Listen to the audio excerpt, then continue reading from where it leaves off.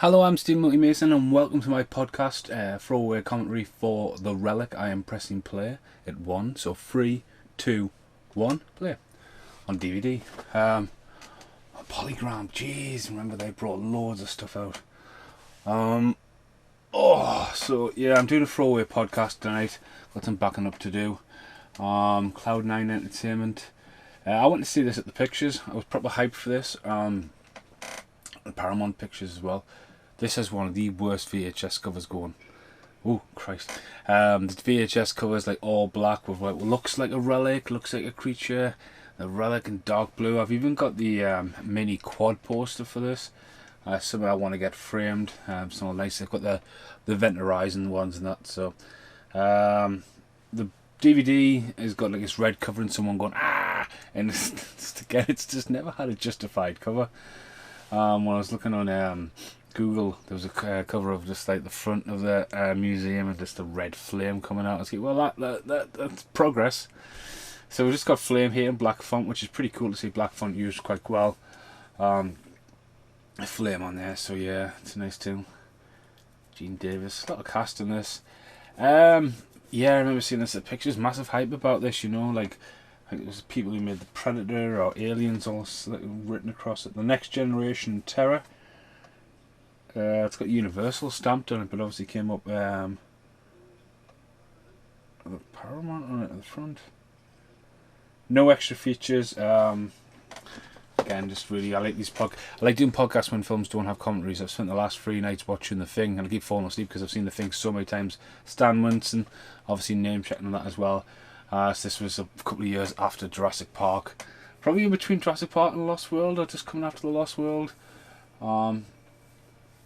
But yeah, I've been absorbing The Thing. There's an extra commentary on the new Arrow one, and then I want to revisit John Carpenter and Kurt Russell.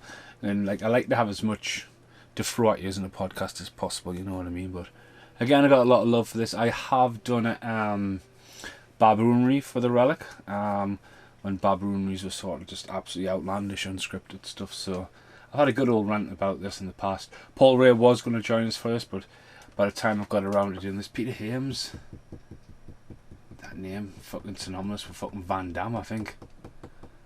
I double check that name, like. But yeah, so basically this guy here, he's out there looking for relics and stuff for the new museum and stuff like that, and he's sort of getting involved in the native rituals and stuff like this, and he obviously drops this concoction here and sort of spazzes out a bit, you know, really, and sort of trips out, and you kind of like forget. I mean, it's kind of like a reveal that it's him later on, but this guy's obviously, I can't remember what the creation's meant to be, but there's some weird stuff. I mean, the film as well, with Arrow announcing that they were doing Pitch Black, which I thought was quite quirky because Pitch Black's just had a steelbook release, so it's again, Pitch Black's a bit of a weird one, but what you should notice about that is it's Universal. So Arrow's really like getting themselves across, especially coming from a British company across. So Relic could be a good one because it hasn't seen the light of day on Blu-ray yet. It could be an 88 films, but it could be an Arrow, but it needs. It's so dark, man. I mean, I do apologise. I'm sitting on my editing chair. So yeah, I've got a few wood chippings, wood carvings. Peter Hames. Now, is this the guy who did Time Cop? I need to check this because that name's synonymous with fucking Jean-Claude Van Damme, mind. I've got a little totem pole that looks like a relic. It's quite creepy. But yeah, there's a kind of thing he's chasing there, not wanting to go. Then there's some really there's a lot thrown at you that I don't feel like pays off. I mean, he jumps on the boat, but then the relic thing doesn't get to the boat, and you know, it's a bit messy. He's a little bit messy. The relic. So I don't think there's a 1997. So yeah. Oh fuck me! It's an hour and 50 minutes long. I did not realise this was a 2-hour movie. Fuck me. Approximately an hour and 45 minutes according to my DVD. So, well, I mean that's only 10 minutes more than I was expecting. So, all right, I'm willing to accept that. Just want to look at the director there. So on IMDb, they've actually got that cover of the museum now. So They've definitely changed that up. Director, weren't we? Peter Hames. Yeah, director of Time Cop. Director of 2010. Outland. End of Days. Enemies Closer. I love that film.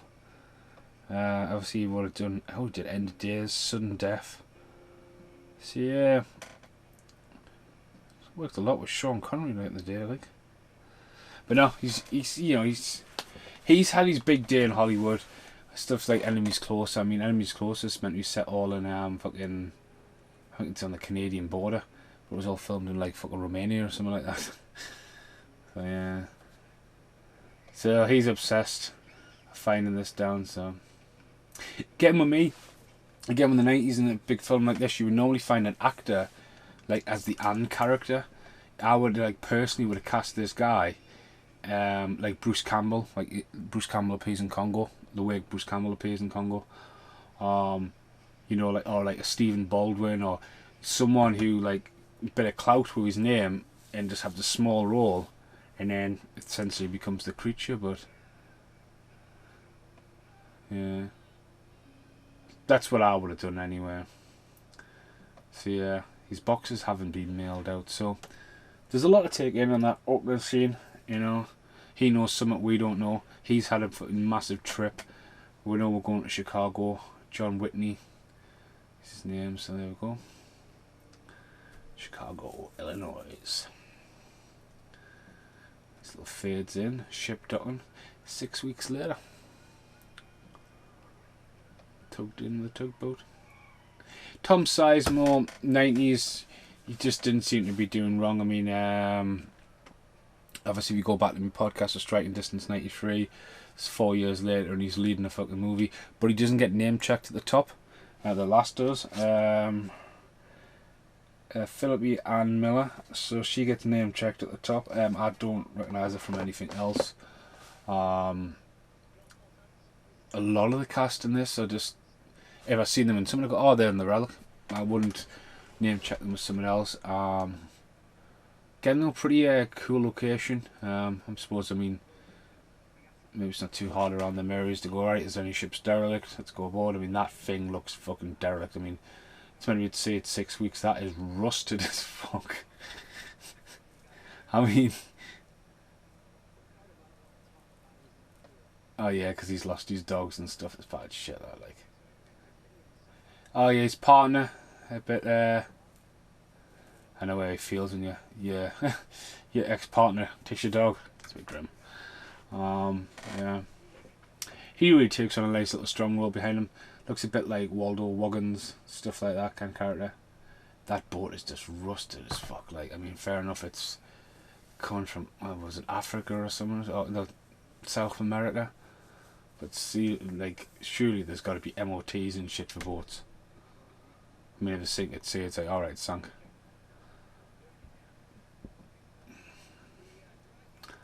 One of the things we've been looking at with the New Zealand move is like it's like $2,000 for a crate to send to New Zealand, but you can just put whatever you want in it. I was like, fucking hell, imagine that. But imagine if we didn't get there. It's like him off Pitch Black. Oh, fucking catch, fucking scare the shit out of us. Fucking cheap jump scare that. Ah, he's dead superstitious. That's his character, isn't it? He's got the bullet. He's got the I kind of like Tom Sizemore, but I don't think he can actually work. I don't think he can work out of America. For some reason, I've heard this. So, oh no, the dead bodies.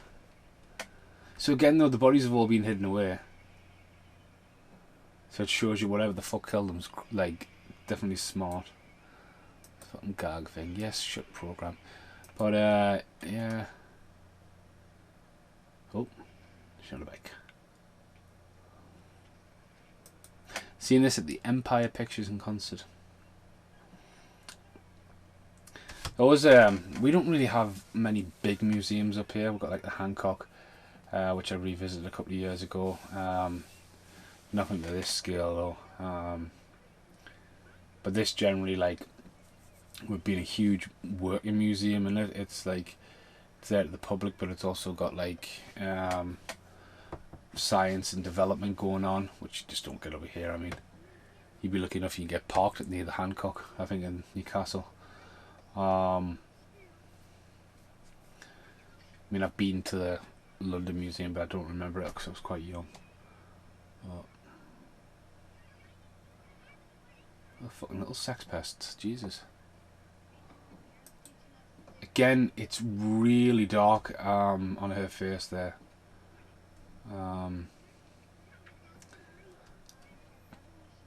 Bike to work scheme. Do do do. Do do do. That was that War of the Worlds took me. Do do do. Sounds like that. So yeah. I would say about 2 years since I've seen this. No running in the hole. Big ass dinosaur. That's what I want to see when I go to a museum. A big ass dinosaur. Now I think is a horror film. He looks like the guy. Cut the power, baby, from Daylight, but it's not. A horror in the museum. Going back to that. Locked in, like mass fucking scariness. She's been in quite a lot. I think she's in like one of the NCSI or Criminal Minds TV show. Christ, man, a horror in the museum, but I think Night in the Museum owns it. I absolutely love Night in the Museums.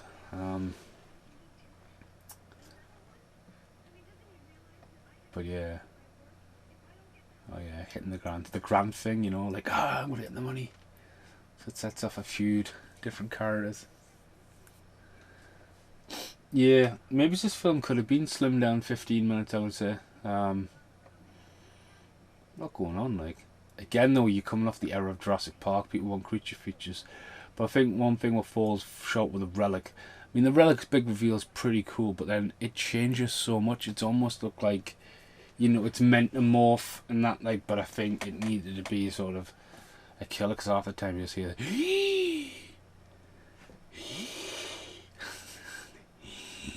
like, careful. And there we go. Work in the museums. So this guy comes off as slime. Marco. Fucking hell, I have to tilt my head back to fucking see. Yeah, he comes off really slimy, but again, he's just after the money, isn't he? Until he like tries to host the show. Out of work. Talking about fucking making him an enemy there. Everyone's out of work, you get the grant.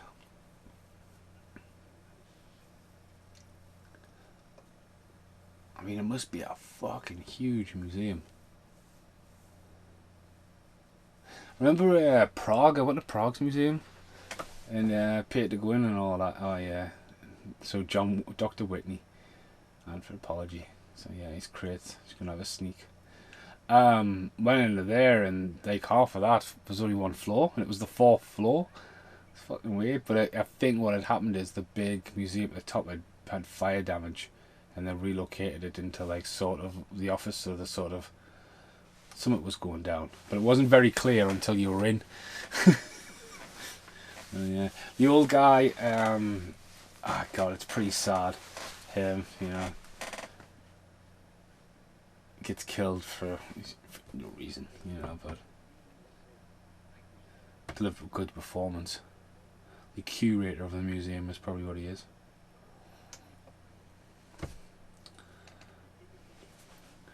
Superstition is the exhibit they're doing as well, just to coincide with Tom Sizemore's Superstitious, so there we go. I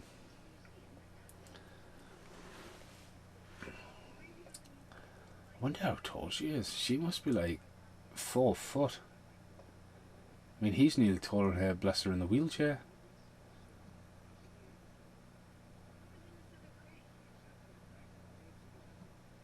Packing leaves.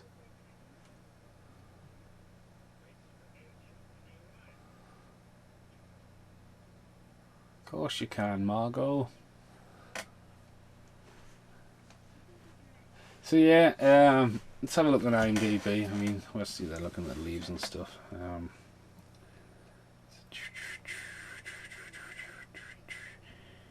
IMDb. I'm on Peter Hames still. Don't need to be on Peter Hames, I want to be on the Relic. Gosh, you can, Margot. Deep Rising. The Fire from Mimic.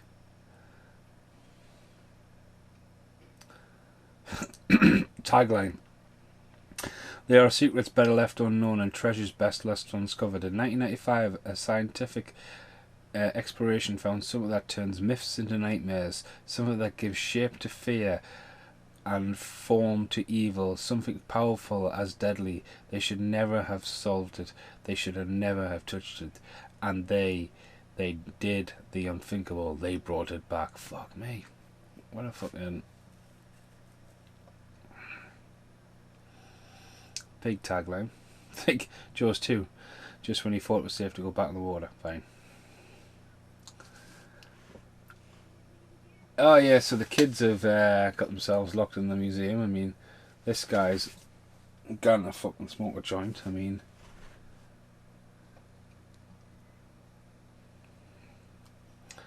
Abdullah Oblagada. Because of the novel portrayed the museum's administration is unflattering light, then they turned the film's producers down. Paramount Pictures offered the museum a seven-figure sum of money to film there, but the administration was worried that the monster movie would scare kids away from the museum. The producers were faced with a problem, as only museums in Chicago and Washington, D.C. resembled the one in New York. The Field Museum and the National in Chicago loved the premise and allowed them to shoot there. Under post-production, the film Paramount kept Stan Wilson's Kai Kura creature under wraps, like Universal had done with Jurassic Park. No one was permitted to talk about the production of creature itself. The characters de Gustos is actually the man with the characters of the book, so it's based on a book. Peter Hames was hired to direct. I don't think that can scare people unless they involve the movie. It's not where you're going. Harrison Ford was director Helm's first choice of the role. It's not a bad call. Harrison Ford. Close the doors.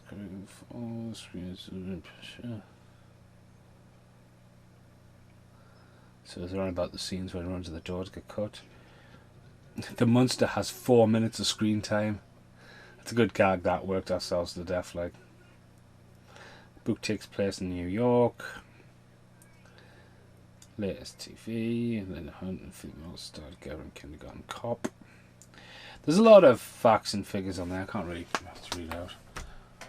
But yeah, museum's on lockdown. The boys are just sitting there. I mean,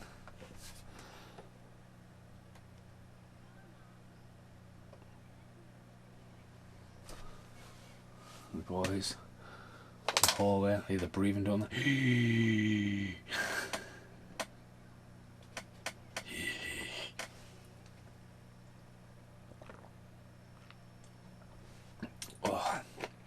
Fucking can't you hide if you jump with them kids? Like.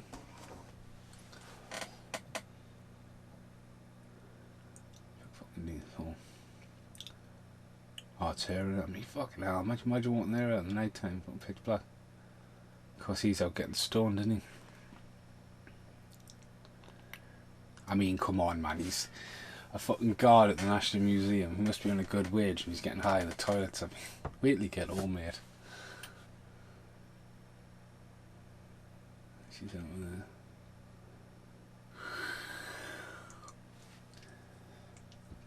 So I suppose if you talk about Peter Hames and you talk about like Time Cop and he's a good action director. I mean, how tall is this kid here actually?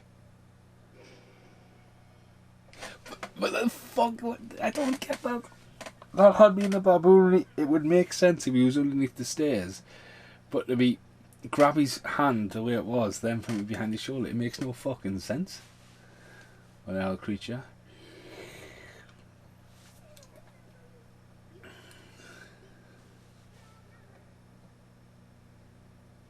I like the shot of the stairs, that's really coolly done.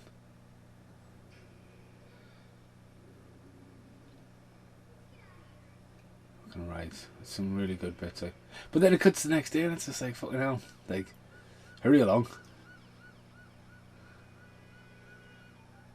Oh shit, how did the guy get killed in the fucking toilet? What was I doing there? Just blacked out. It's fine. Superstition.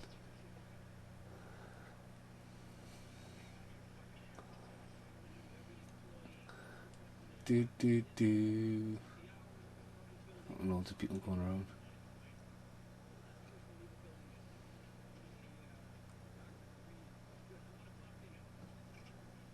I mean, at the end of the day, if you were a museum and you were putting it on there, you would sort of put a display up, like Relic was filmed here, especially if you had a chance to say like Stan Wilson sculpture after the film's been done, like showcased, you know what I mean?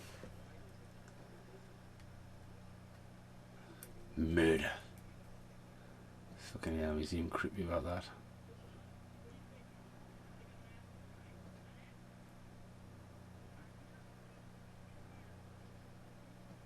Unless that woman's seen a picture of her. Like, fuck me, she was fucking... Are you Dr. Green? So it's pretty good prosthetic here. Guy's head is like ripped from... It's almost... It's weird. It's not like it's straight behind. It's fucking into his shoulder, isn't it? That guy in the background, he looks like he's from Hudson Hawk, but it's very flash in the pan. Of course, she birds in the murder scene, doesn't she?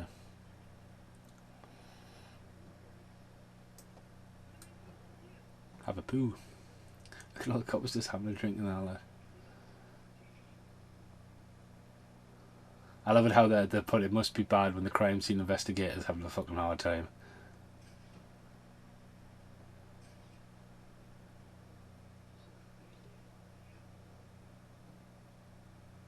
I think they should have put them on before they fucking went through the door.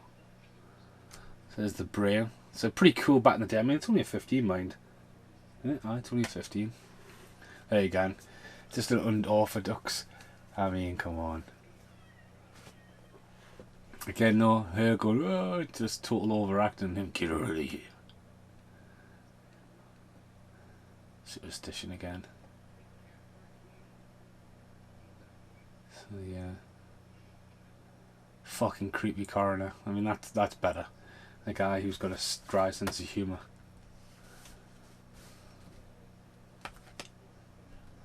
I'm probably looking about 1 o'clock by the time this podcast finished.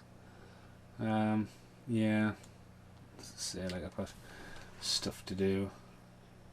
Been in the garden all day. So this guy on the left here, he is throughout the movie. He has quite a big role. It's pretty cool.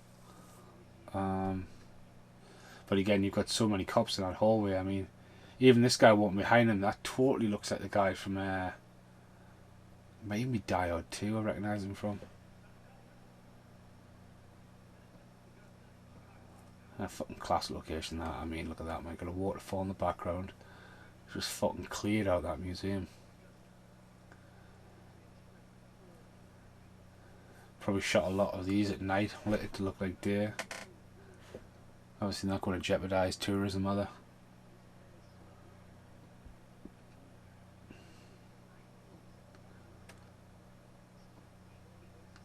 And obviously, you know, there's been a fucking murder and they're more concerned about the fucking a new fucking exhibit. It's like, we're lockdown being released, it's like, is it ready to go? No, but like people, you know, it's all about the money.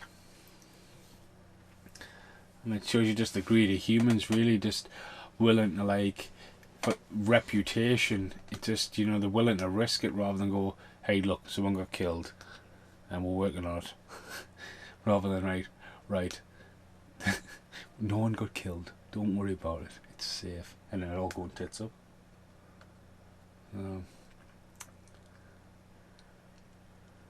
Obviously Tom Sizemore, by the end of the 90s, obviously would be in Saving Private Ryan. He was in like Red Planet. He just doesn't pop up in a lot of like these low budget films. He normally has like a little supporting role here and there and that, but I just remember fucking another startling shock. I just remember something about him not being able to work outside of America.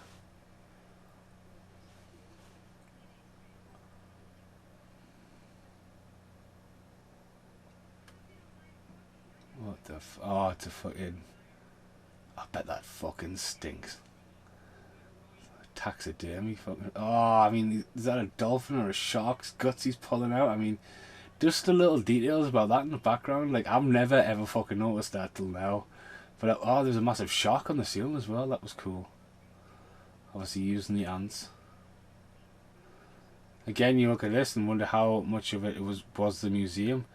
But again, the directors used a lot of like flowing, like mainly steady cams and stuff. But there's a lot of movement in these shots, like so.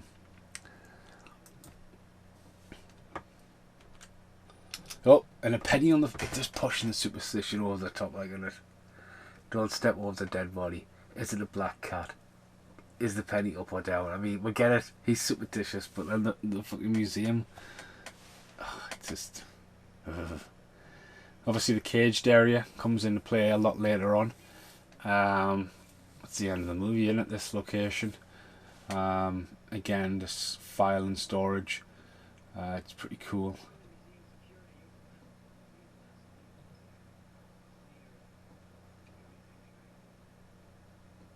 Specimen jars and shit like that, and creepy shit.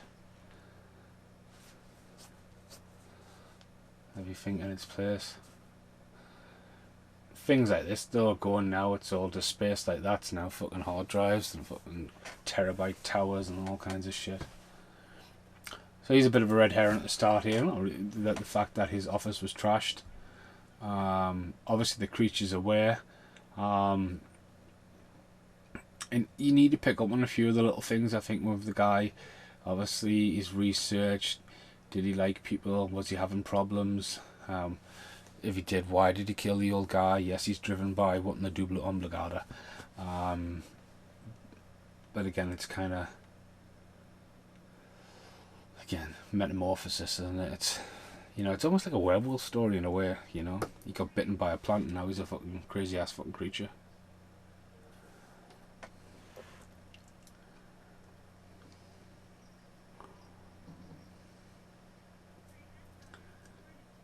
So he keeps cutting back to her, Blue Light, and she's sort of restoring this, and she doesn't really put it back till the end, and it's... Again, it's a bit weird, and it just, again, could have been dropped, fill up some time.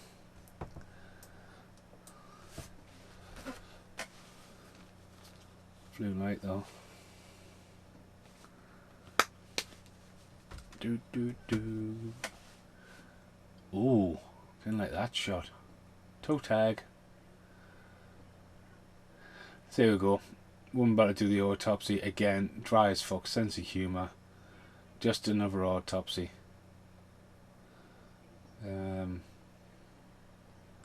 Quite used to this at the moment, watching a lot of the X-Files, like so. And obviously the brain.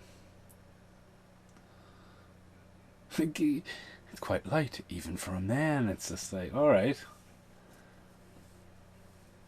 Again, it's pretty cool that getting that whole neck to the shoulder. It's not like a straight like slice. It's been ripped off. Oh. Do do do.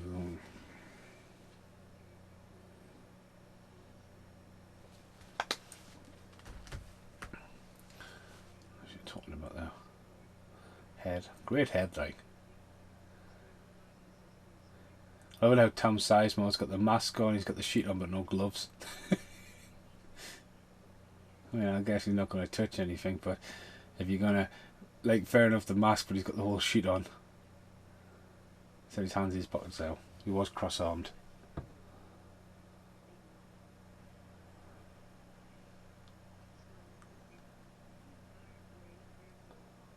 This fucking... Now his hands are on his waist. He definitely have gloves on. Again, here comes a brain. Hey, it's light, even for a man. Hey, there's something missing. Yeah, brain's light, even for a man, I mean. Okay.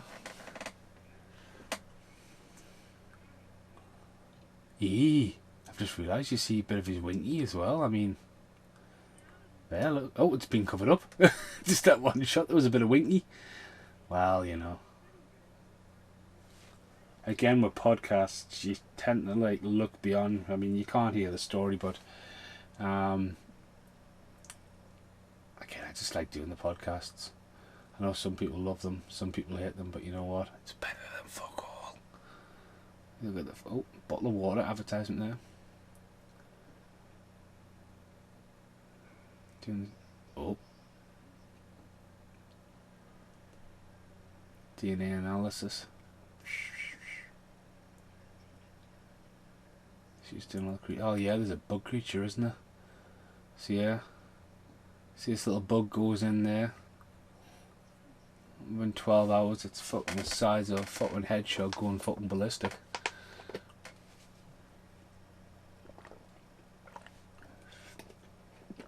Oh. No food, dangerous chemical storage. Don't even think about it. Little extra detail there. A lot of blue in this movie. I mean, that's pretty cool. Chicago lit up blue, like. But again, that's a city thing, that.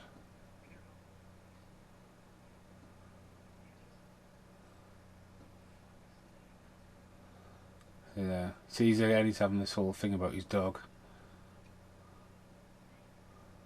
Extra security needs to be on. But extra security's on, but she can still sneak in for the new exhibit. Oh, she gets chased out. Again, it foreshadows later on when all the guests are going through and there's a fucking stampede, but again, it's the curiosity in it. Superstition of ladders.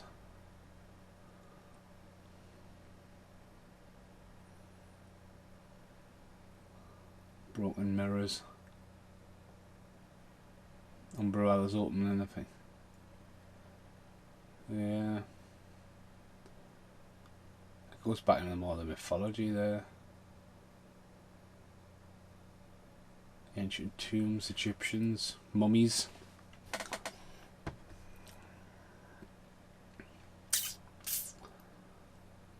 That's pretty cool. You can see why they would push for it, especially if they designated quite a big department like this have, and they've put the effort in of all moving objects like mummy. I mean, in the day, imagine someone walking along there and not realising the floors just disappeared and falling in there with the mummy. I mean, that's got fucking lawsuit written all over it. And she starts getting creeped out, doesn't she? So again, this gives a bit of jungle essence to it. Makes me want to watch fucking Night in the Museum now.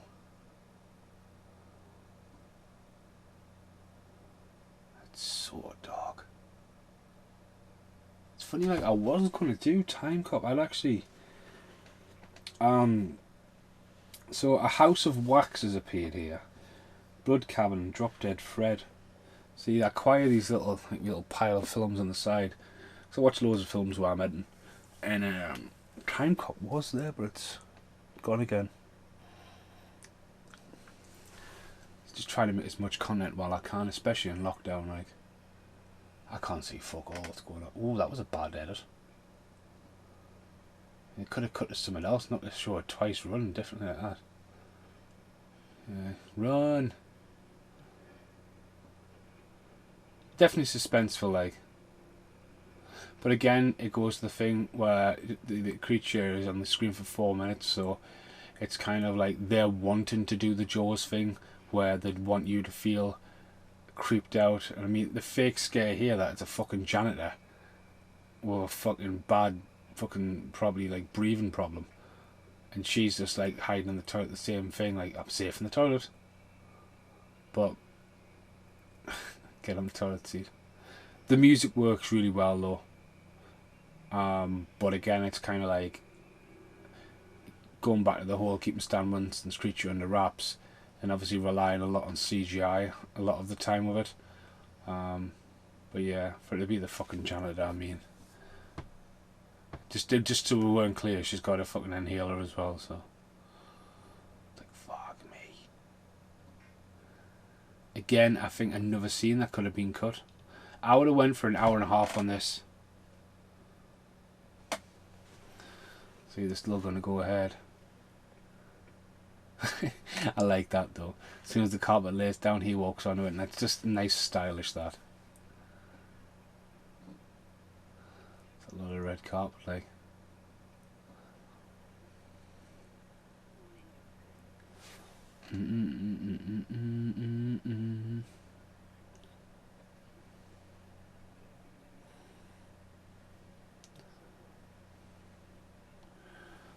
Yeah, she's definitely like 4 foot. I'd say Tom Sizemore's about 6, maybe 6'2". Quite a big guy. He's definitely bulked up since striking distance. Obviously, he's class in True Romance as well.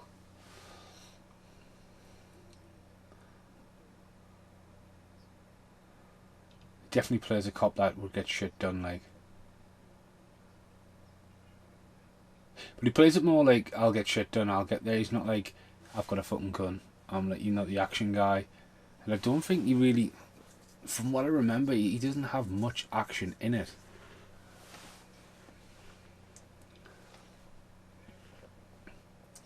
And we're going checking the fucking tunnels and that. Don't they find a homeless guy down here as well? Yeah, don't worry, it was the homeless man.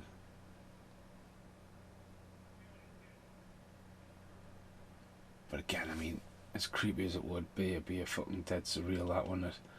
To search a place that size and be like having to go down to the fucking basement and like that door that no one's ever opened for fucking 10 years and half the staff couldn't tell you what's behind the door, then someone to open and go, there's fucking nothing here.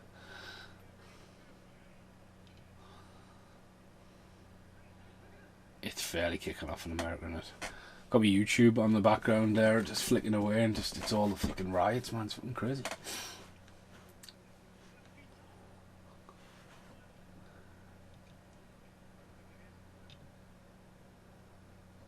Yeah, so these are the two who are like the backup coppers. So there again, he's got some style, but again, he sort of Peter Helms. He sort of like had quite a good run in the 90s, but by the time you get Enemies Close, I mean, he's worked quite well with Van Damme, but they kept on working, you know.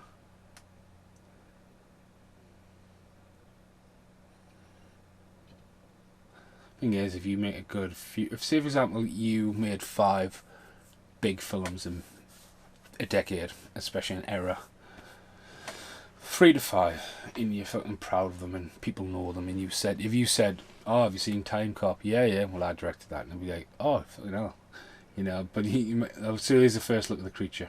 You might say, have you seen the Relic? They'll be like, which one? Well, we get a first look at the creature here, the hairiness. So you want to see more, you want to breathe in, and then just gets up and his fucking legs and like, but it's all in the shadows. So it's quite creepy.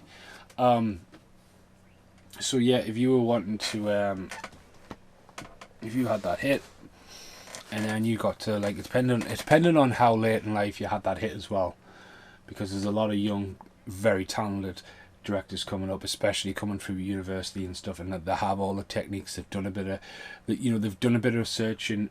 They've had experience in all eras of filmmaking, CGI, sound mixing. Had to go at all the new technologies. Some of the old school directors, you know what I mean, sort of like, if you can get it out your head what you want, no one's ever going to teach you any different. If you have that vision to get it out there, I mean, when I do stuff, it's kind of like, it takes me a while to get it out there, and it's trial and error. But if you got, say in your later life, say for example in your mid-40s you had a good succession of movies, it will take your toll on you. But then if you can spend the next 10 years after that making films that are coming out on DVD, and you're getting a good paycheck for it, and there's not much stress from above, because you know what I mean, a lot of directors get a lot of pushed down. If you got some clout and you can just tell the fucking production team to fuck off, like Quentin Tarantino probably does, stuff like that, you know what I mean, you can do that. But again, if you can keep on working for the rest of your life and getting a good paycheck and put your family through college and save money, like Robert De Niro, notoriously known for taking really good paychecks for really work that's quite not a patch on his legacy. But again, why does he just says he just gets given money, so he gives it to his, set it up for his grandkids and all that, so you've got to totally fucking respect that. It's fucking awesome that Tom Hanks has done the Splash reunion after getting over the virus and all that. That's fucking awesome, like. You can't think of anything more positive than that putting out there. Oh yeah, he's... Fuck me, man. I mean, that is so dark. I mean, do they not have any lights in the fucking museum? I mean, he's sitting at his desk. See, he's a nice old guy.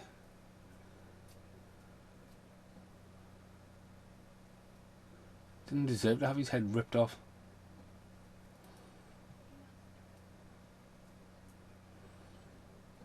He could have just went home. He could have ended this scene right him off home. But obviously he comes for the party, doesn't he? So I'll shut up. I just think he didn't need to die.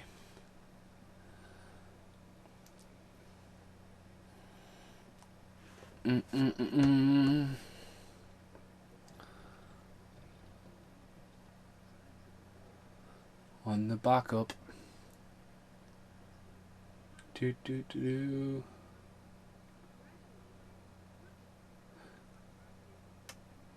So that again, they're just trying to fill some scientific void in. Well, that's going to be a big one.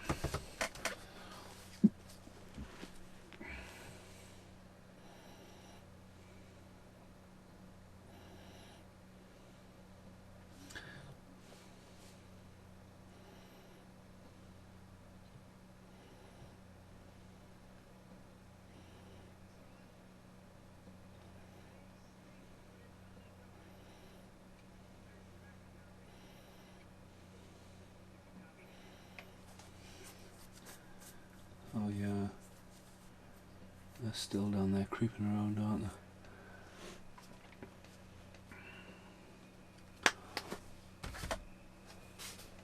Fucking leaning forward on my chair, see?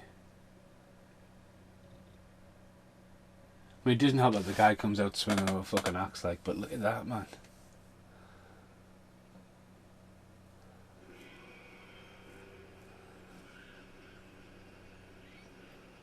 But how fucking weird, screechy fucking noises as well. It's a guy.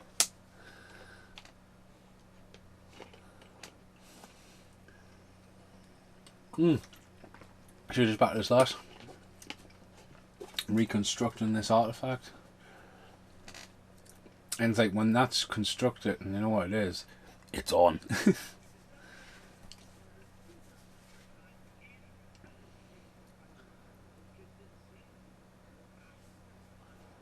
So again, I mean, how big a museum must be to fucking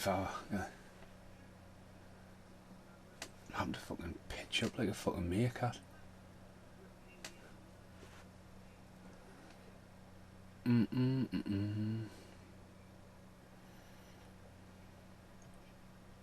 Oh, don't step over the dead body.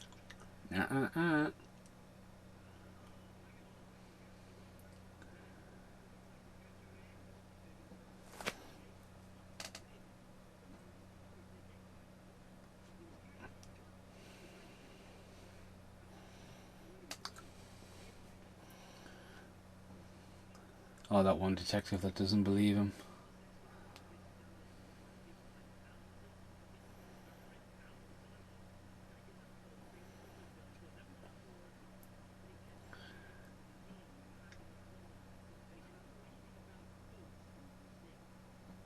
Oh, the boat's from Brazil, so yeah. So 6 weeks to Chicago, I mean, fucking hell, so... Must go all the way up past New York and then... cut in? Fucking hell. Asshole.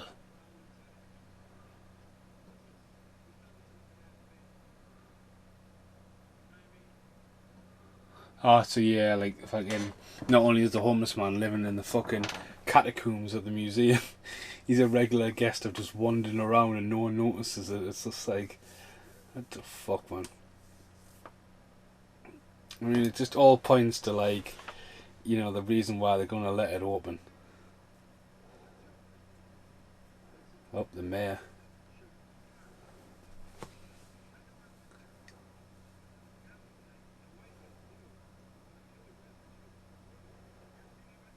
politics comes into it as well.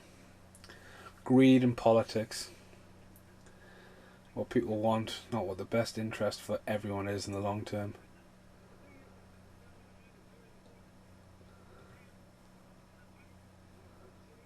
Yeah.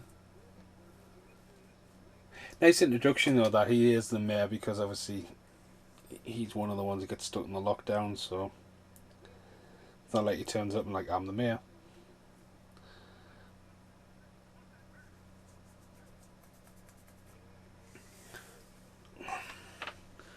So we've had one decapitation and one homeless man shot down because he started waving an axe like a lunatic. Smirky, copper. There's quite some slimy characters in this movie. Fuck me, it's so dark, this movie though. I don't know if it's worth me fucking put the contrast up on my screen just for the movie. I'll sit and watch it with a fucking flashlight on like I have just now. Shed a bit of light on my screen so I can see a bit more.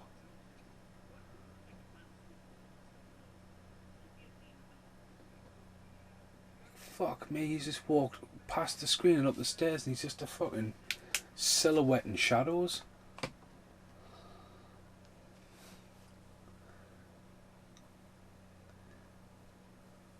Old school done though, you know, like no green screen them screens.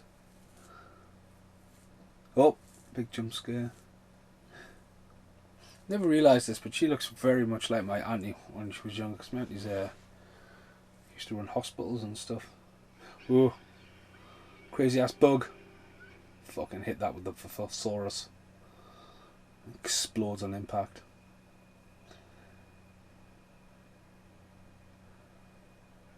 Squeezed. Domestic beetle on crack. Oh, back to the girl in blue.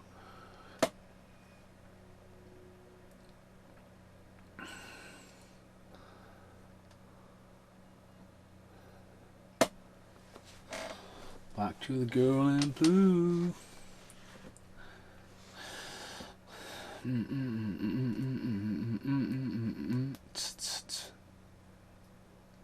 Again, she's working in a laboratory late at night. Put some fucking lights on.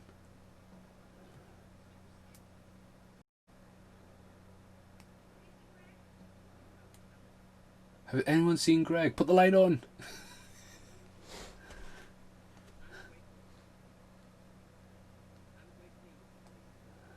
So yeah, he's getting ready to kiss some ass. She can't really laugh at him because she was doing the same thing with the presentation, wasn't she? So she was talking to a room of nobody. He's just like working on an introduction.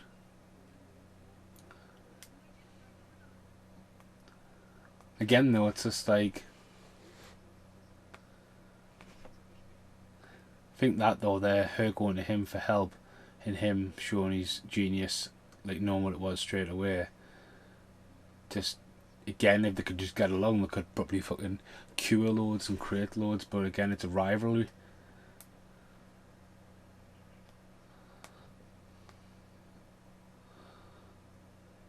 Let's get back to the fucking woman. So there you go, the relic is complete. And it's like, oh, even the music's like, oh, and it cuts the violins, oh. Yeah, the relic's complete. I mean, come on, man, you've got fucking hundreds of people and I can't even fucking see what's going on. Sly little thing here by telling the guard. Of course, the museum, right? Museum locks down, right?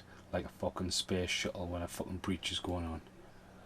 But obviously this homeless guy's had time to just free run. Oh, bright light.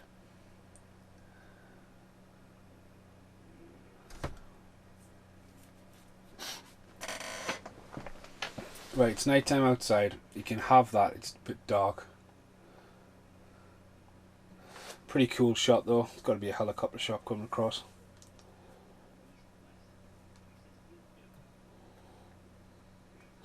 Obviously they're going to make it like a fucking haunted house now by locking everything down.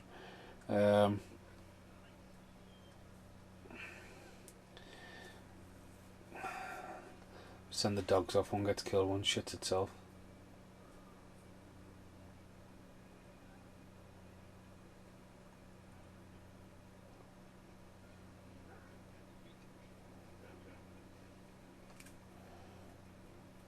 I mean, there's nothing about taking dogs in any sooner. I mean, just saying.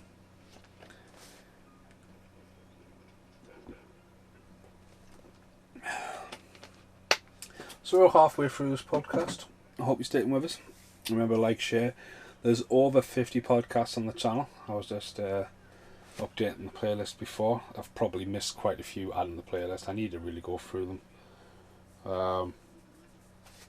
One of the things I was going to do in the next couple of this week was to refresh all the podcast thumbnails, really. All these things. I would probably do that while I was on with a podcast, but it'd be too much like clicking on a keyboard. And I like to focus on it, you know what I mean? Go. So this basically has these guys. Again, it's so fucking dark.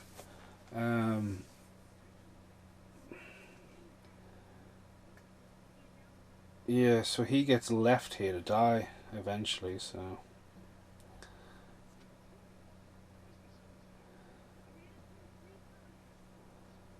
It's a bit grim, like.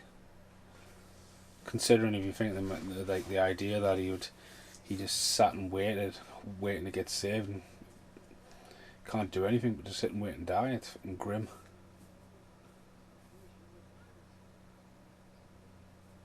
But they discover it's John Whitney around this time, so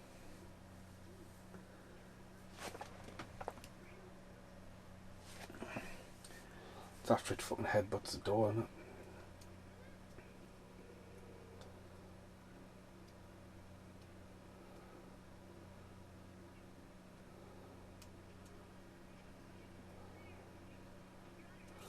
It's just that fucking rich and the famous kind of popularity thing.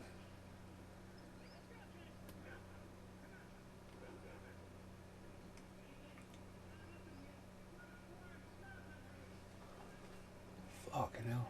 Get me torch out. I can't see anything.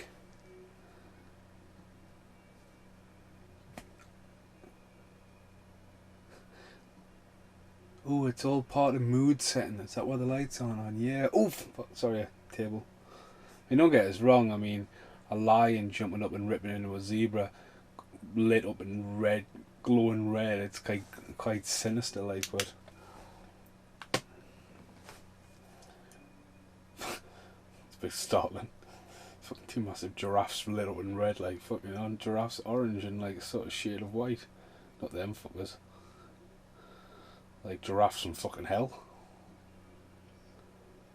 Hi, nice to meet you. Who are you again? Can't see you. Fuck me, it's so dark, this movie.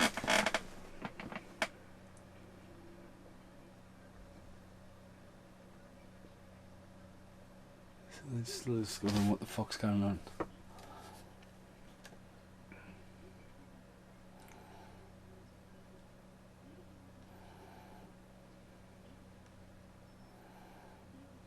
Maybe, just maybe they are, maybe they're not.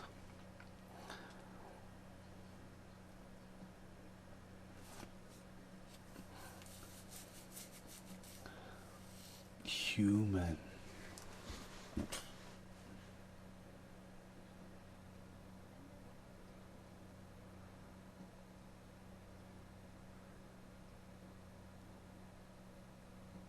Yeah, so again, going back to the artwork for VHS, so I've always thought it didn't really do any justice. It sort of covered the artwork with producers' names and Stan Winston's name, and there's a black box of very limited like creature on the front. Especially Polygram, because they did stuff like so a lot of actually, Polygram's quite a weird one. No, did they do the 12 Monkeys and stuff like Shallow Grave over in the UK and stuff. So yeah, just a very bleak box. But to replace it with a red cover.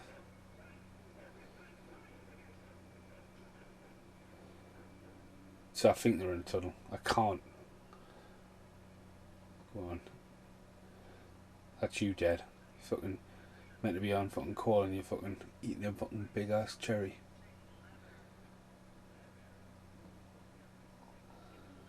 See, snoop thing there.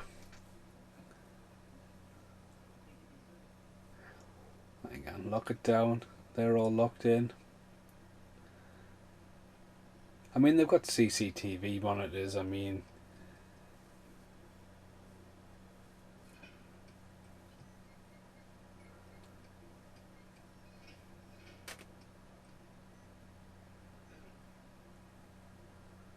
so yeah, it's probably something that, you know. I mean, at the end of the day, I mean, is he not like some kind of ambassador, or did he not got the code?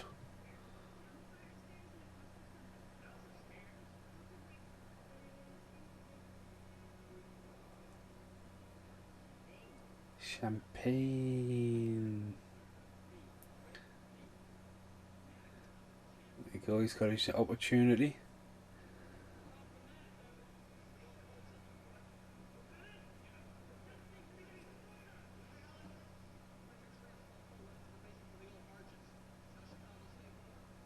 So now they find out this runs all the way to the fucking docks, so that fills in how it got there. I mean, seriously, man, you could fucking live down there and then get up to work the next day and no one would know you're even fucking there.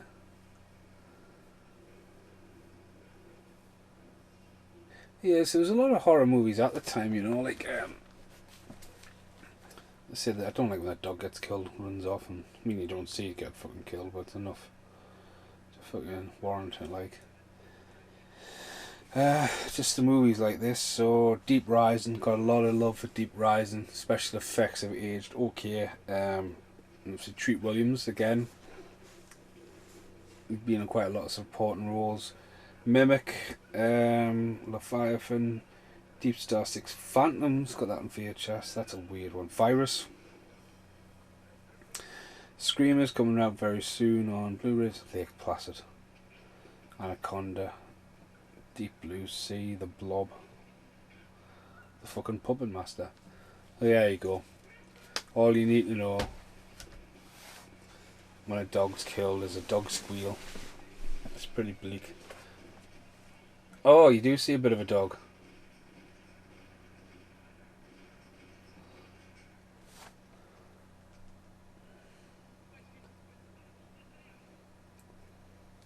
Poor dog ripped to bits. It's always the dog owner goes fucking nuts.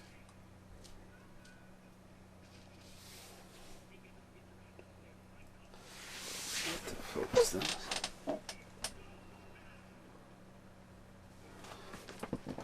Some fucking weird ass fucking game playing on my YouTube. I was watching some wrestling. Well, it's just on the back. I'm multitasking. Come on.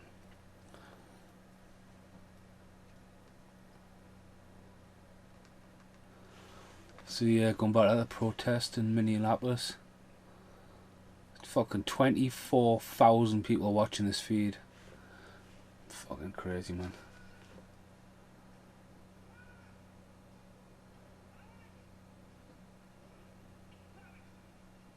So yeah, just a dog looking all. And then next victim.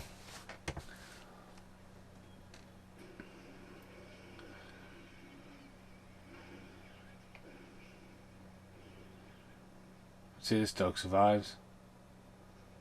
But even though that's sad, I mean, it's great dog acting, that.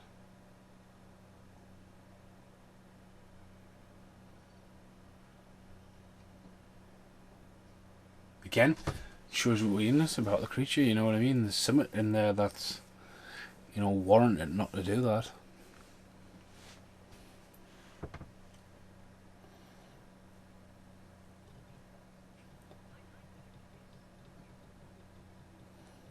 Of course, as soon as they all go in the exhibit, fucking... Oh yeah, because the body falls down, but then you think about, oh, fucking hell, the body falls down and crashes through. But the creature's quite intelligent, and if it's a guy and he's trying to sabotage this, you think, yeah.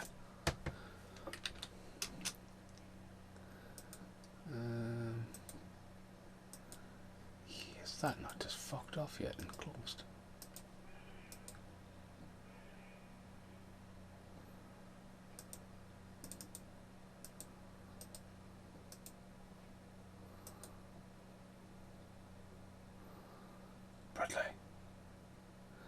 Bradley.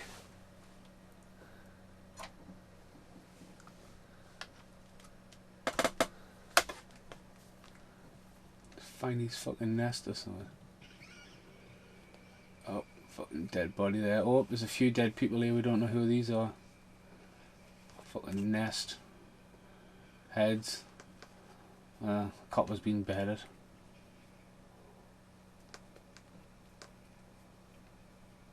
See shit, like. I mean, at the end of the day, as I say, I've just finished a big box set of the X-Files, and you could see everything in the X-Files. Is it a choice that they've made it this dark? Oh, there's the dog. So, that one, everyone's like, yay! Not forgetting that the one just got fucking brutally murdered, I mean. Plus, again though, he's obviously going to keep that dog now, because obviously his ex stole the dog. So again, that's his little happy send-off. This bit as well, like, this is totally like the music cue and everyone's running back trying to stop everyone going in. But it ain't fucking happening.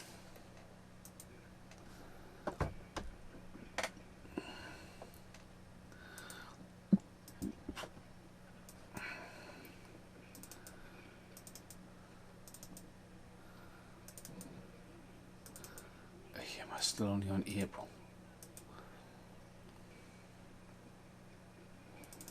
The music dent. And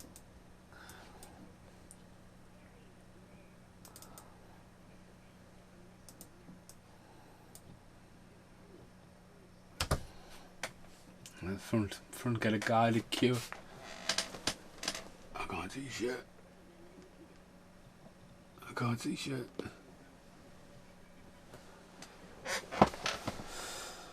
That awkward overlapping for no reason.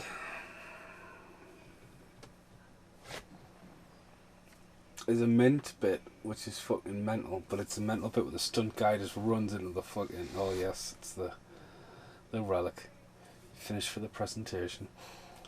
It's people running into fucking glass and that, it's just fucking brutal.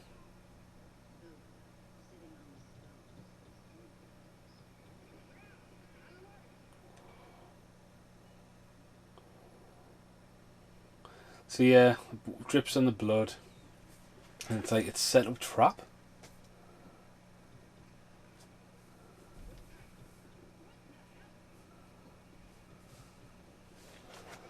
It's got the one copper that's not there.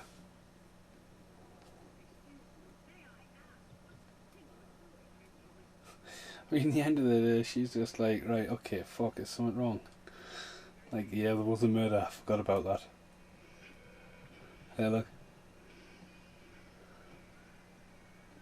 And we have no idea who that is. That bit there, the guy's running in the glass, it's fucking horrible. Can you look at the fucking CCTV cameras, you want to know what's going on?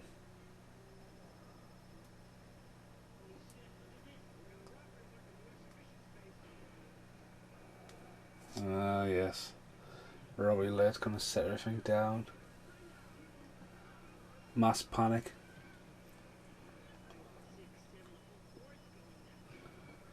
I mean, there's a computer. Oh, fucking hell, people getting trampled, man. It's fucking crazy.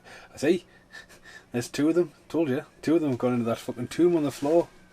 That was a smart idea. I mean, to be fair, all what's happened is the guys fell on the exhibit.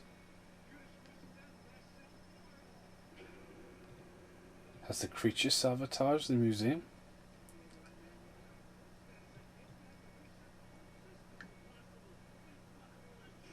Oh yeah, must have.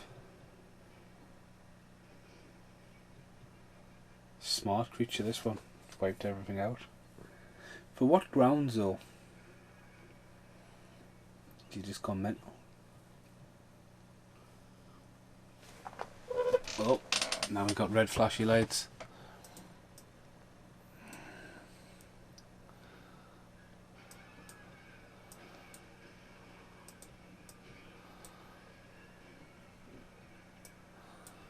Fucking everyone running around. Fucking sprinklers are gonna come on.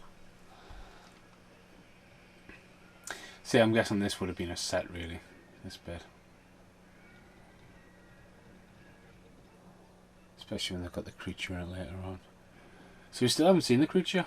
We're an hour and 5 minutes in, so we've got 40 minutes left apparently of this podcast. Jesus. Gonna be here a while on it. Haven't even got a beer or a drink. Oh god. I mean this bit here. Like the idea just the woman getting crushed in the swing door and her fucking blood going across it. His body's getting pushed everywhere. It's a very it's a just perfectly showing what happens if people go into mass panic, like.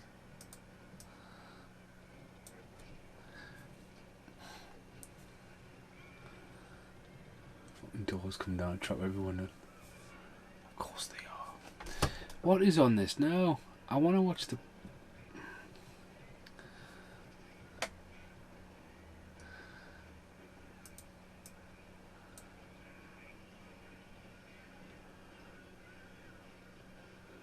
Trying to put a fucking chair under that door. I mean, ear for effort, like.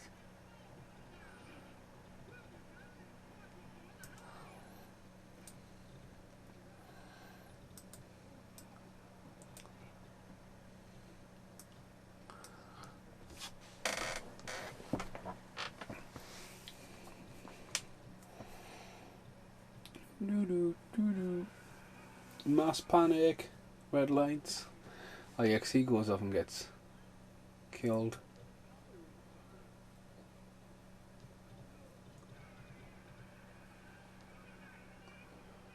Imagine trying to fucking put that in the dark hall and these people outside. What the fuck's going on? Don't know. It's massive. I said it's only the door down the room.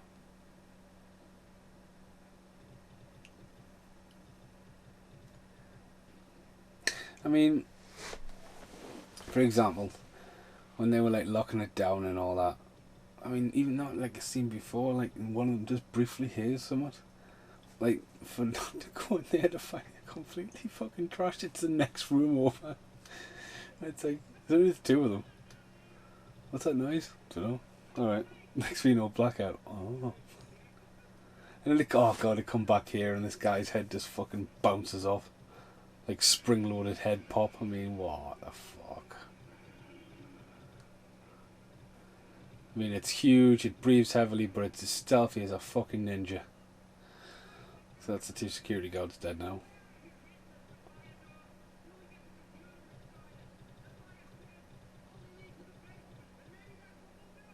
Oh yeah, so he's the chief of security, ain't he?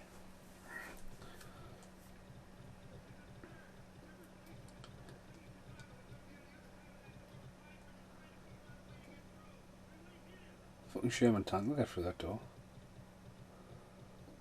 Tom Sizemore just happens to find the security guards murdered.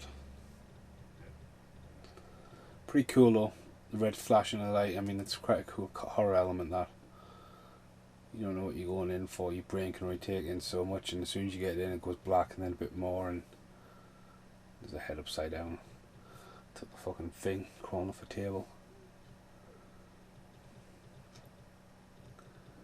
Let's get to the radio. Delivers quite a powerful speech.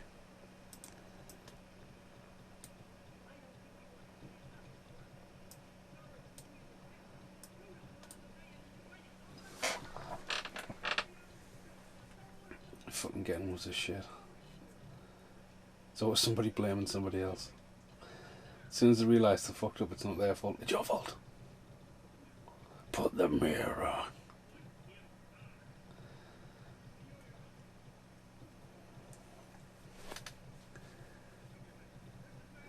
I mean,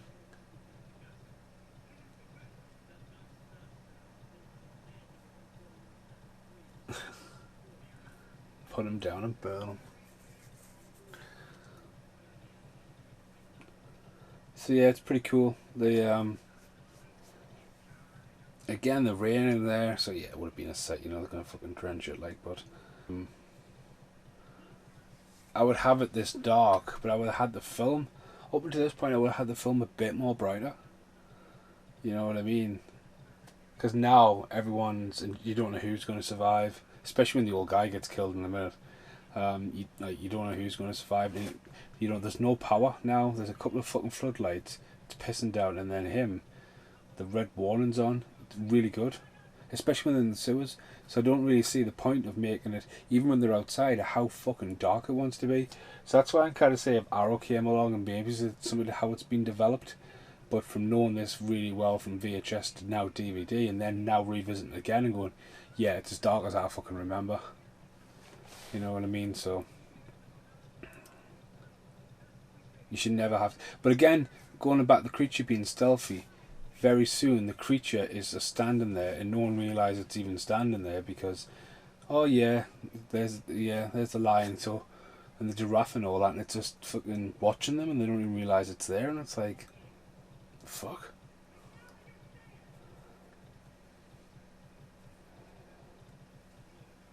So I don't know. I curse the fucking group's half. You're fired.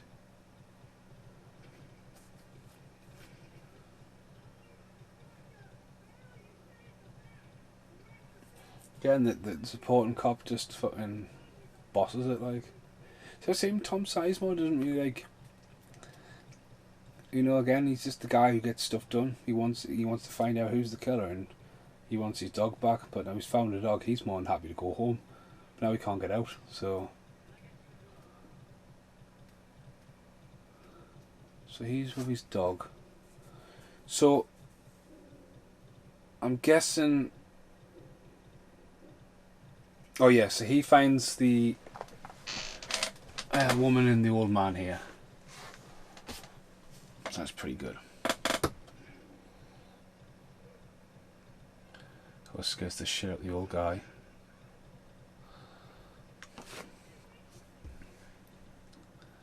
And there you go, here comes a creature. Now it looks like a pig from the side there. Dogs ran off. And then, you know, it boosh. So how does that look? It looks like a lion, bit of predator, and I would definitely say a bit of predator, especially the mouth. Of course, it's Stan Munson in it, so bit like a lizard, you know. It's sort of like, it feels like it's got like a fin across its head, but again, at the side it looked like a fucking pig. But the dogs ran off, so now, you know, I don't know if we'll see him with the dog at the end, but now the dog's out of the picture, so you could probably assume that the dog becomes his. And then we get the next bit of evidence, because she's going to collect its blood, find out it's the guy. I'm definitely saying that 15 minutes could have been shimmed from this somewhere. I would understand if there was some kind of revenge going on with this guy, but you don't know. Again, so if Arrow was able to like get work prints or any kind of content back, it would be pretty cool for this. They can have this commentary. That's right.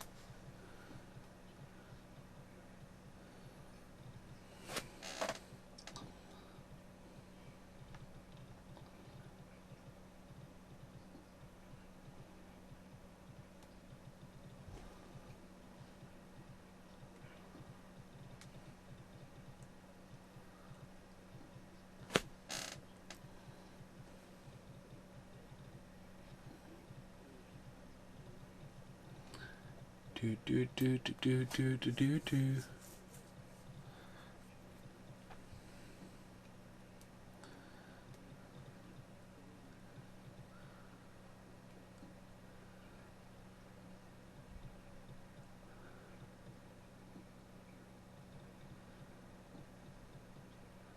Yeah, he refuses to go.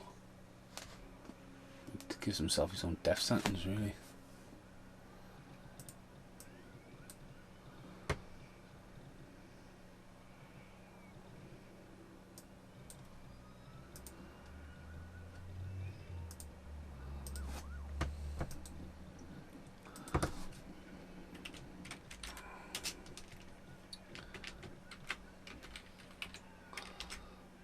So I slept for 3 hours this afternoon after a long day in the garden. I was meant to do a podcast with Paul. I said around 6:30. I lay in my bed at 6 and Brit rang it's about 8:30. I was like, right, okay. Went back up the garden for a couple of hours and then so get a podcast done. That's it. Get the fucking blowtorch on the go. Save the day. I mean, security override, the alarm system, special passwords. No, good old fashioned fucking blowtorch.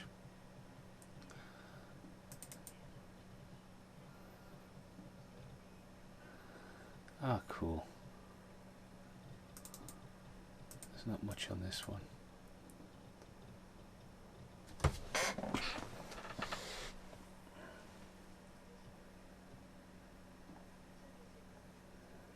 That doesn't take long, DNS, and I fucking hear that crash sound. God, man, it's fucking...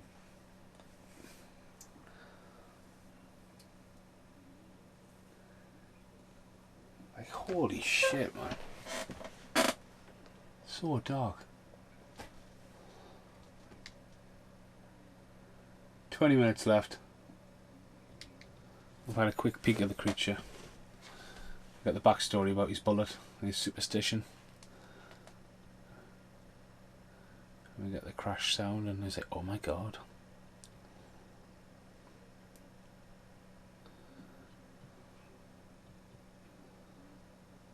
Fucking hell. The darkest movie ever.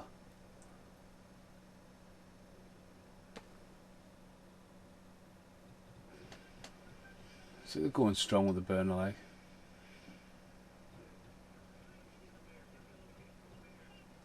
Again though, I'd like, are they trying to really tell me that like the museum that size and there's no protocol for stuff like that, like especially like how to override the doors and all that? I know it's been a power cut maybe, but like you're trying to tell me the easiest way, like, so he gets his head bit off here, right?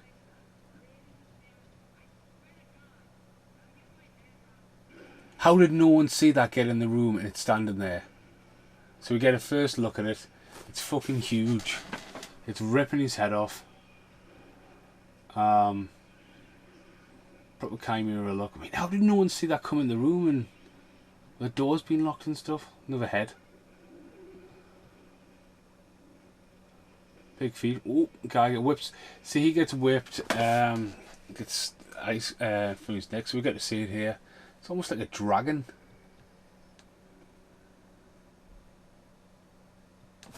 It's like, I can't fucking see it. So it's like a dragon with almost like a bee head in a way. It's definitely got the predator mandolins. Pretty impressive there, but then it goes into CGI. Again, it's just got so many different fucking elements and fucking all sorts of that.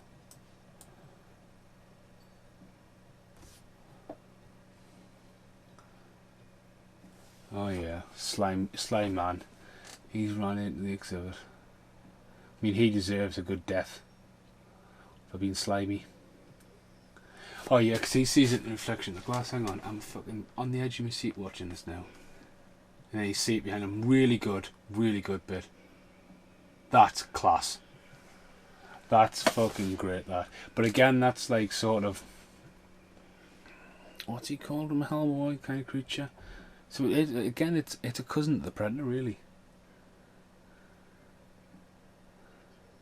Lizard, tiger, there you go, and beetle. No image on file.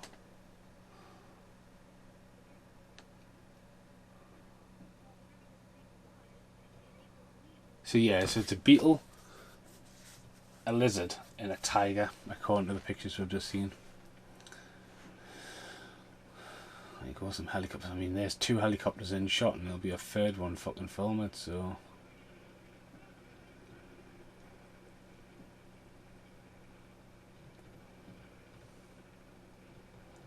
Again, though, you use the helicopters early on to get some really good fucking flyover shots, and you use the helicopters later on in shot for the Marines.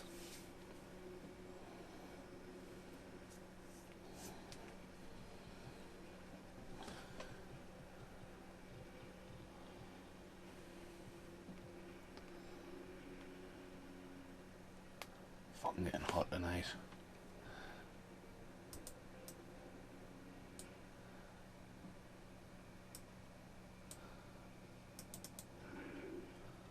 That's a good shot of it. Raw. Sounds like a tiger. The guy. Fucking brilliant. Pull me back up. Nope. Pull me up. First guy gets wiped out. Absolutely head ripped to smithereens. I mean, you look there and you look how much struggle it's having there to rip that guy's head off. And like how it's done it. So you remember that guy sitting in the chair with his head still stuck on him. What was going on there?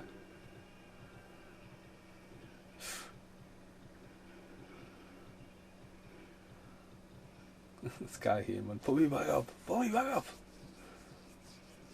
See, I mean, don't get us again to the shadows. I mean, CGI. I mean, that's what you want. Fucking head decapitation of anything.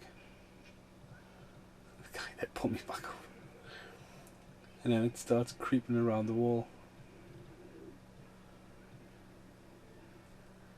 I think because it's in the shadows as well, it works.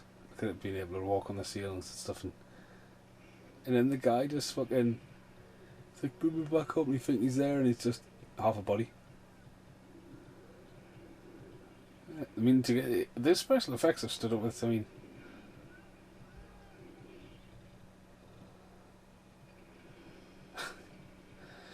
just clean sliced him in half there, and then before it was like struggling to rip the guy's head off. Still spinal column either way.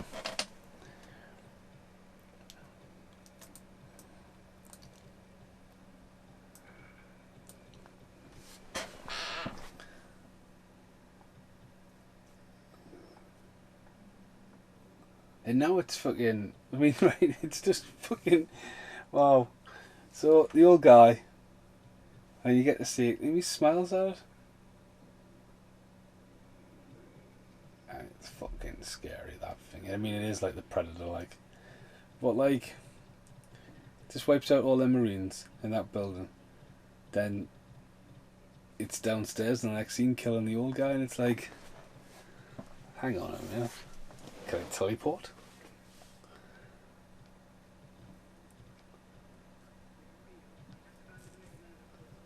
So these guys are going in a tunnel.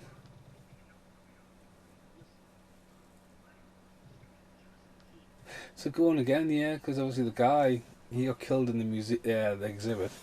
Then it came back, so yeah, it's just like a stealthy fucking ninja.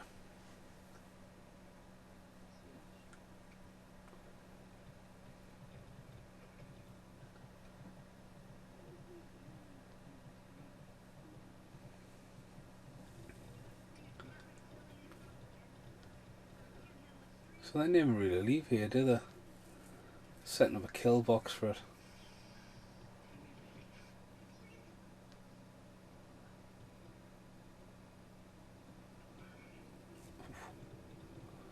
So they're in the tunnels.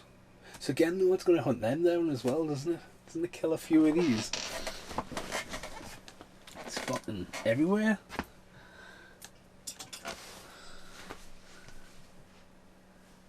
Just knows where they are. Oh, see, look at that, man. I mean,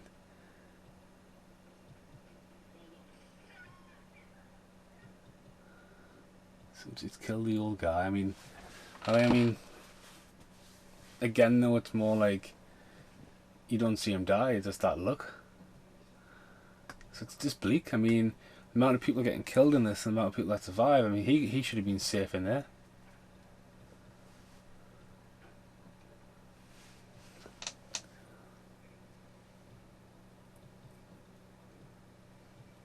No mercy now, man. So, again, though, now it's like it teleports around. I mean, a few people, definitely a few of these get killed, I think. But the fact that, you know, like you would probably think the old guy would survive, but he hasn't.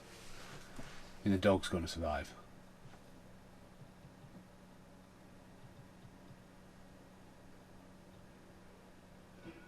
See, Tom Sizemore, though, you know, he's just carrying the fucking gas canister. He's not like, he hasn't gone commando or Rambo on it, and his partner that's really took up that role. Obviously, leading the way out. I mean, suspense here of obviously walking through a massive corridor with water, sewage water, like.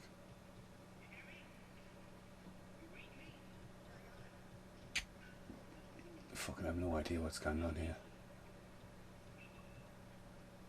I mean, is everyone in the hall dead? So that's a mirror and that, yeah, they all dead.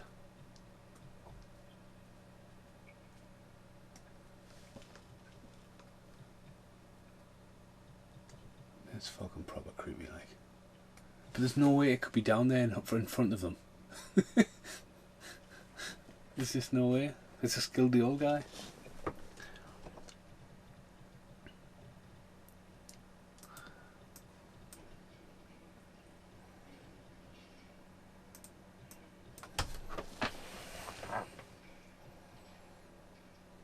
I can't see shit.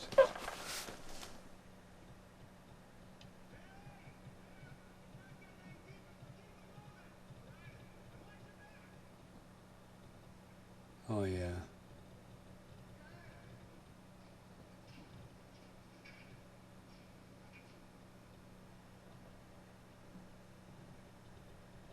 Fucking dead suspenseful though. I will give it that credit because I'm like, what's gonna happen?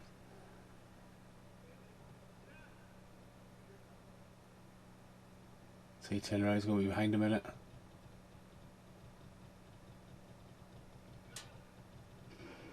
Yep, there we go. I thought he survived actually, but no, he's been there. Looked like the mayor was with him actually. I think the mayor's there with him. Oh, his head's off. But again, though, how did he get down there so fast? I'm not being funny, but that little lady's with him. Well, someone better be carrying her that deep.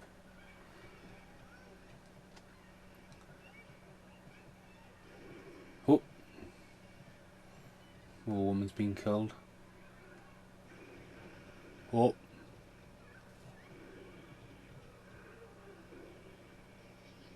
Less you see, the more terrifying it is, and that was really well done.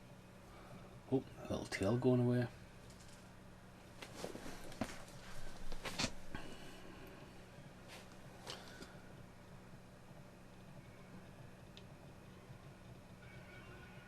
Fucking right at the end of the tunnel now.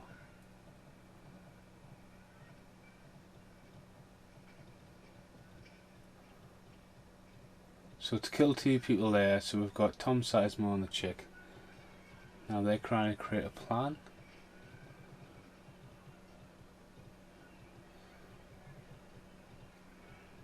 Oh, these have got out anyway though, haven't they? This is the manhole cover.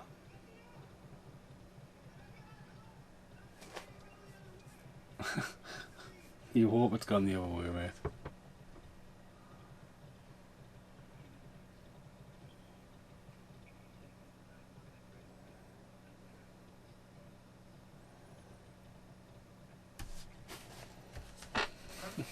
Oh, let's give her a lucky bullet.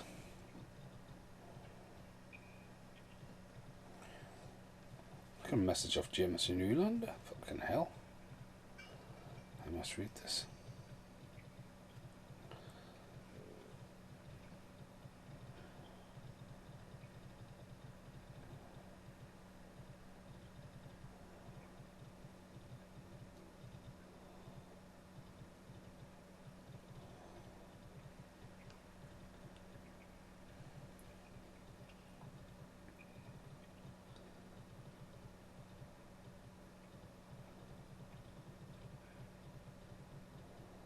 I'll have to read that in a bit. Wait.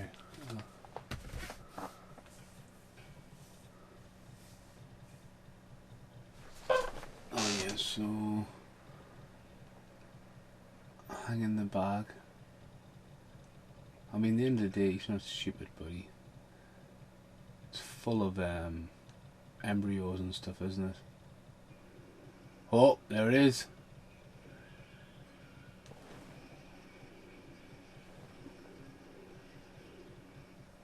Fucking have that. Pretty cool effect though. Show the mass scale of it, like. Oh, there it is as well. See, now it looks like a fucking woolly mammoth from that angle.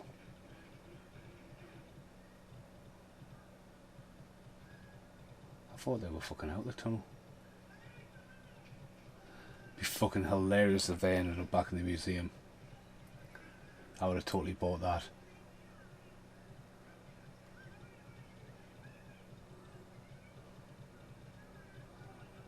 Be fair play to them, he's got them out like.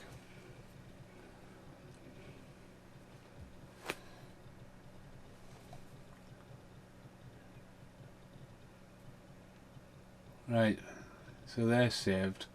I'm guessing everyone who was left in that room is dead. I mean,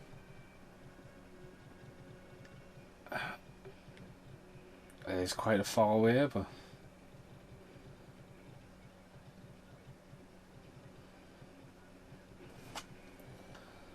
still worse, so yeah.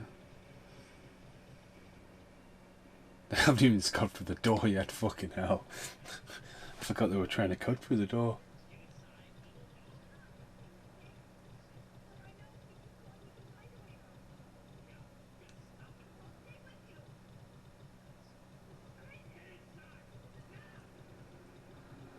Some says man's going to sacrifice himself.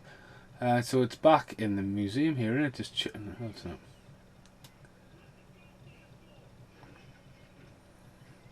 So she's back in the lab.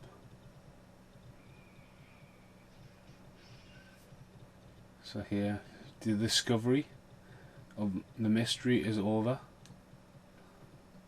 Database search complete. One result, and it is. See again, if that was sort of like a guest cameo actor, you know, like a small role, again, I think that would have been class. Oh, so now it's on the fucking roof. So now it's just been wandering around on the fucking roof. It just knows where everyone is. It's fucking lethal, lad. So yeah, it's like a saber-toothed tiger now.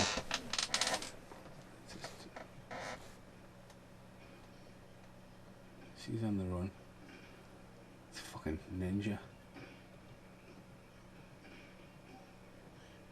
It just comes fucking smashing through all the doors. Here it comes. Is he now trying to get back in after she's locked him out or something? Oh yeah, it's just sort of gets set on fire, doesn't it? So yeah, here it comes. Like there's more through every fucking wall. Like now it's a rhino. But yeah, I would have totally cast somebody in that role. 95.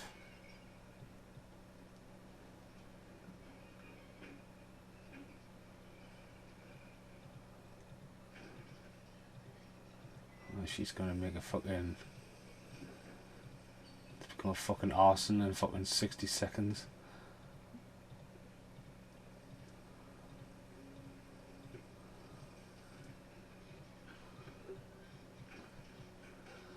Fucking hell, I mean, talk about that. I mean, has she fucking premeditated this before? I'd fucking hell.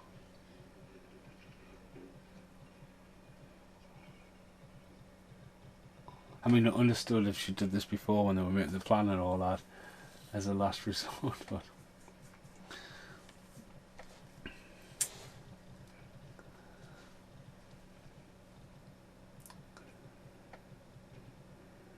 I mean, look, right, look how heavy it sounds when it's just creeping around, and how no one realised before in the main room that it was just standing between the lion and the zebra, just staring at people.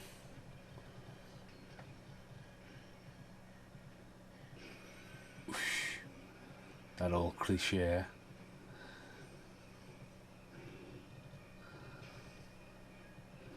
So they're finally through.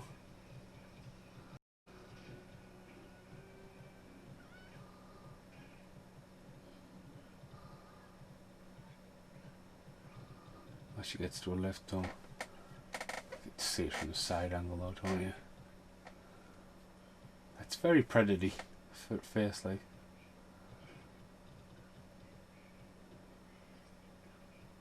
It's just so dark. Oh yeah, get the jewellery shot in.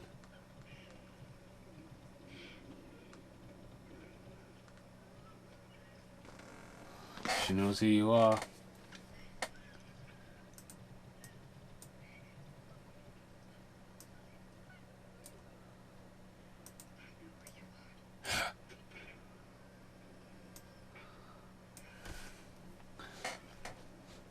Oh, it's winked at her. Oh, see a CGI tongue.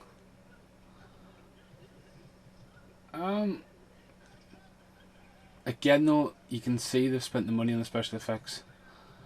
But like at the end of the day, when you got a shot like that, fucking a practical effect is never going to look any better. And you know what I mean? You can do CGI all you want. Just fucking sticking somebody with like just get the KY jelly on her fucking tongue.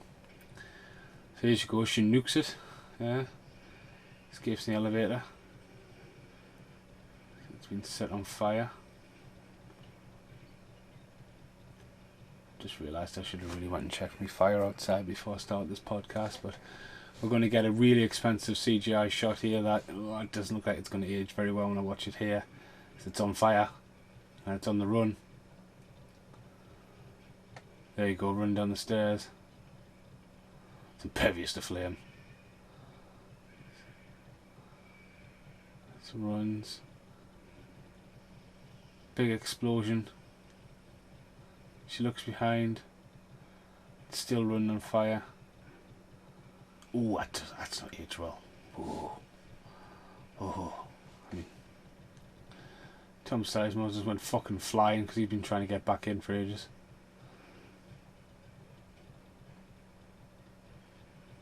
Oh, she's jumped in. And boom.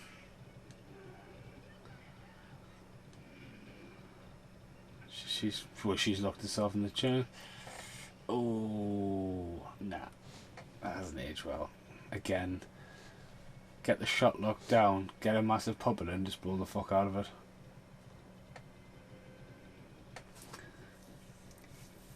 I give him credit, like there's a lot of that practical fire and practical effects, but I mean we're talking 96. I mean the advancements then for having the creature like that on fire, like fair play, but no. Fucking hell, this guy's delivering a lot, isn't he?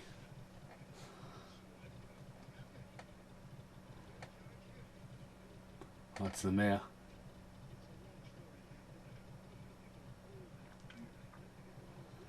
So again though, the mayor survives and the mayor's like saying, I'll get the people sorted.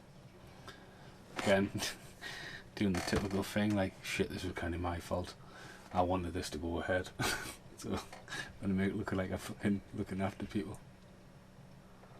So again, Tom Sizemore, you know, sort of, I mean, he's been injured, he's played the detective like, kind of like, I'm here to get a job done. He doesn't at any point really take on the action role more than his natural reactions to like a creature popped up behind him. Of course he's going to fucking try and shoot it.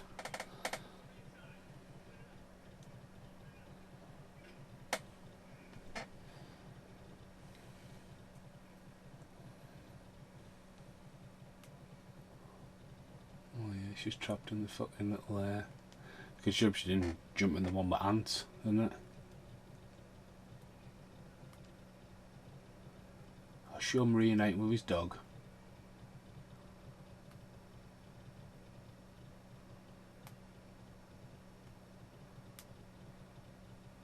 Lucky bullet.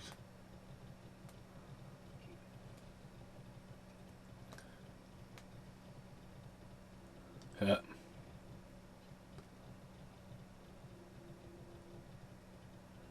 I didn't see him reuniting. We'll just think that he walked away with the dog. As it pans away from the again there's the helicopter shot. Peter Hames film. Almost yeah, well, definitely gets his name checked there. A Peter Hames film, then the credits roll up. So yeah, it's a very dark movie. I've struggled to see a lot of this I do think it could be trimmed down 15 minutes for when it was made. It's great. Again, it could have done with the guy at the start of the movie, Whitney, whatever he's called, being like somebody like, again, Bruce Campbell's cameo in Congo and stuff like that. A couple of days work with the actor and then they're not really needed again. It could have just done with a bit more, maybe his name checking. I mean Van Damme wouldn't have done it. I mean Van Damme would have done it now because he's worked with Hames a lot. But Tom Sizemore delivers well. Again, he's not the action star in it. Fire CGI for the time as well was really, we're talking still the era of fucking VHS, man. But it's a very, very dark movie. But I would love to see Arrow get it. It could be an Arrow. Again, you can have this comedy if you want. I'll even revisit with somebody else. But yeah, that's been the Relic. Again, I look at this as a throwaway comedy as I'm doing some backups and stuff. If anyone's listening to this in the timeline, me and the guys have filmed, was it yesterday we filmed Police Academy 6, so we were meant to do 7 a day, but I've been sleeping. So I've been Stephen Monkey Mason. This has been the podcast for the Relic. There's a Jeffrey there, who's the Foley artist. I'm just going to skip forward to make sure there's not a hidden bit, because you never know. Visual effects, there's a lot of credit on this movie. Yeah. So yeah, play, scenes, trailer, subtitles. I mean, let's have a look at the trailer. Polygran, Film Entertainment, Red Line. A lot of their movies haven't really seen the light of day of Blu-ray. I mean, I know Shallow Graves come out under the Film 4 label. I mean, the trailer is her researching. Power out what? Terrifies. Camera shakes. You? Question mark. Guy looking in the toilet. I mean, that didn't look good. It's him looking at the toilet and then him going, ooh. I mean, what was that? A poo reference? See, trailer's very grimy. Yeah, I'm not going to do a trailer. Thanks for listening. Goodbye for now.